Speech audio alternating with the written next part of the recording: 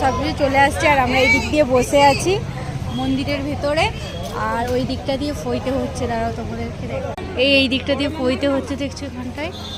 আর এখানে আমাদের সব লোকজন বসে আছে সবাই, আর অনেকে আসছেনও।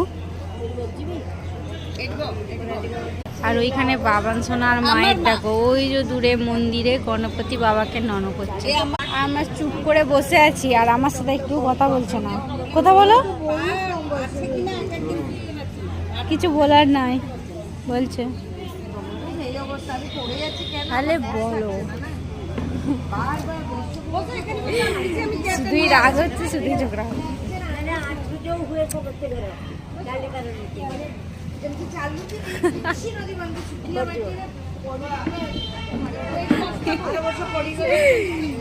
কি করছি।